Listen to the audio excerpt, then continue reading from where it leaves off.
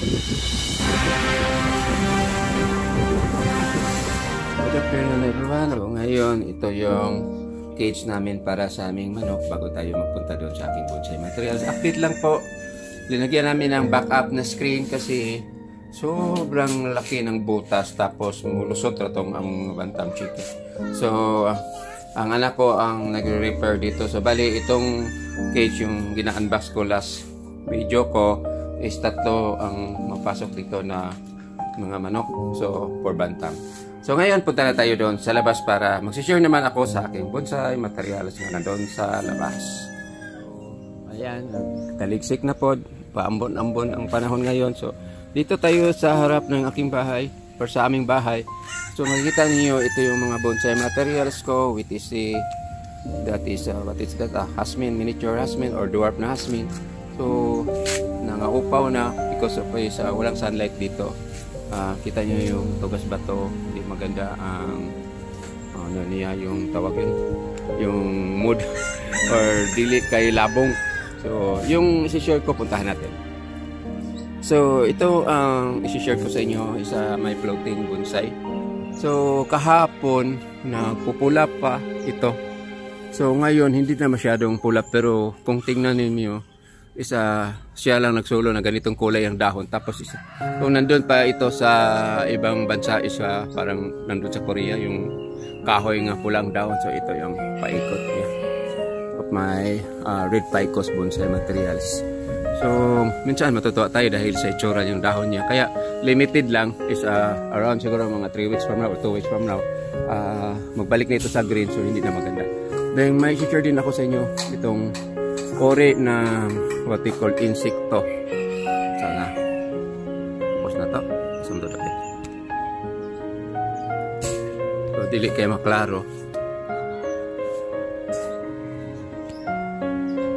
Yan, so pasensya na po hindi maklaro.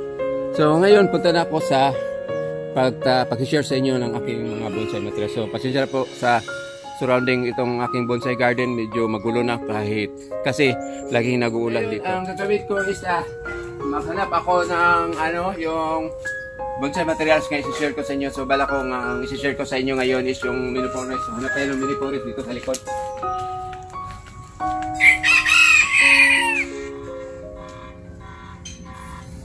So sobrang parang pagubatan na itong lugar namin.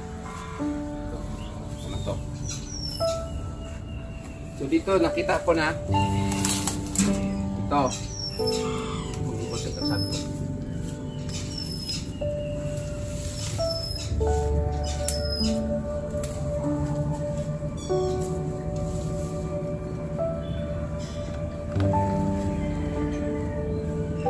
ang isi-share ko sa inyo.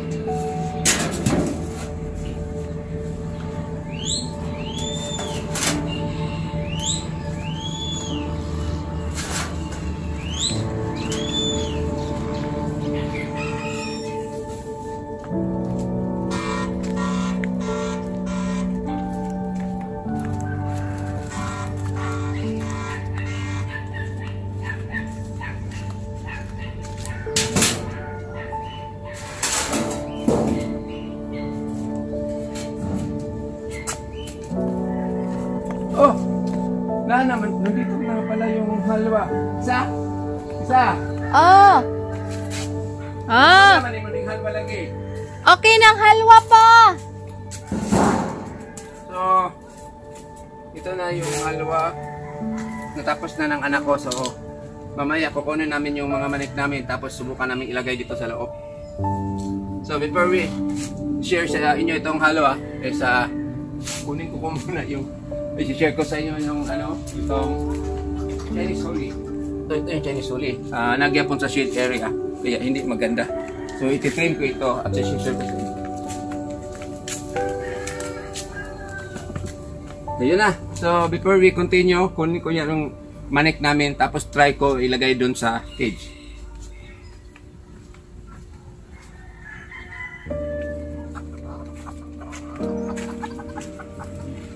Ito ang ilalagay ko sa cage.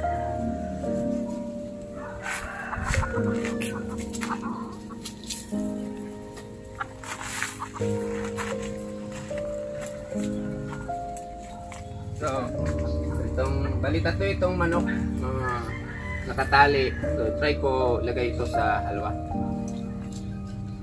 So, ito, madali man yung madakpan kayo. Isang milis sa takpon. So, tapos ito, butan man siya. So, yun ang buhay sa bungero. Papapap.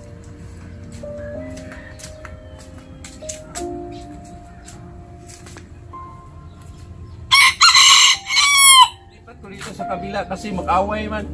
Dito na lang ako linagay. So, this is just a trial of our new cage para sa aming manok. Tapos kukunin ko yung bayi. Problema,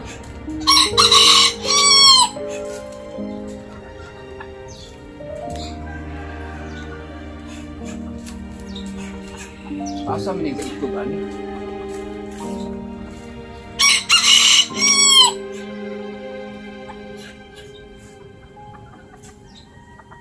Ayaw na lang, hilabti na. Huwag ka rin kamay may kaitugan.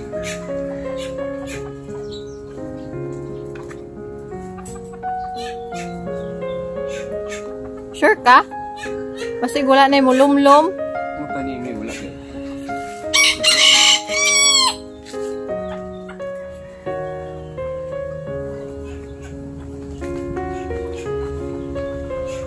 So ito yung dito sa gitna para di sila mag-away.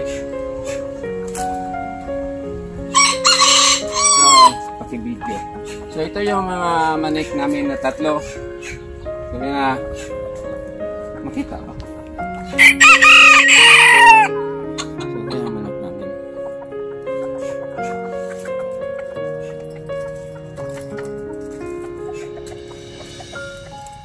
So dito na ako.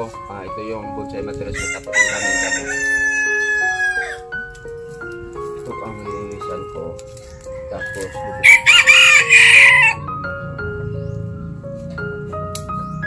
yan ang kakat-kat ko para kataligon ng umano.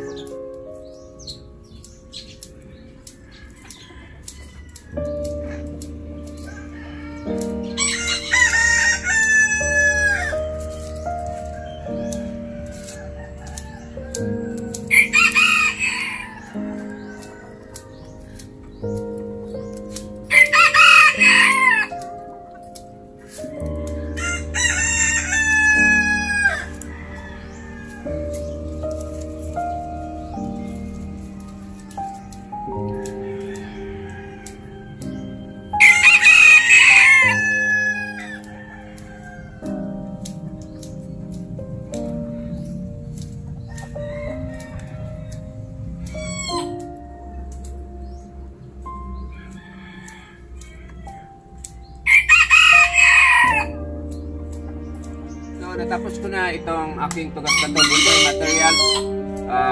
Dinali-dali ko lang sa paggupit. So ganito yung paggawa ng Mini4Rest bonsai materials. Ang tagal. So ito, iniiwan ko doon sa likuran. Tapos nakita ng anak ko. Kaya kinuha namin. Nagdala ko ng wheelbarrow. So ngayon, baba na ito. Tapos papalit naman ako ditong Chinese Huling bonsai materials. So ganun pa rin ang gagawin ko dito. Alot-alot. So ang tagal matapos. Tapos nagkasabot.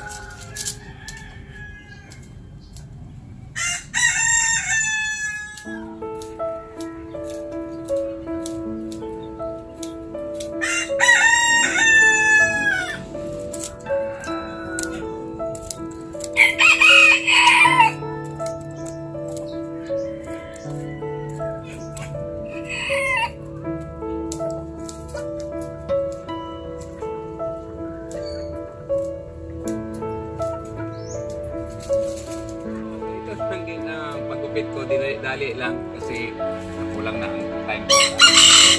So for this morning, afternoon na pala, ito lang masishare ko sa inyo kung anong ginagawa ko sa aking bonsai materials which is Mini4Rest, kung paano ako mag-maintain itong aking bonsai materials Mini4Rest. So ang hirap talaga kasi minsan nandun sa landong hindi masikapan ng araw kaya ganito ang itsura na pabayaan. So for this afternoon, ito lang masishare ko sa inyo about my two Mini4Rest here. It is Chinese Huli and the Tugas Bato. Again, maraming salamat sa panonood. God bless you. Have a nice afternoon. I hope you.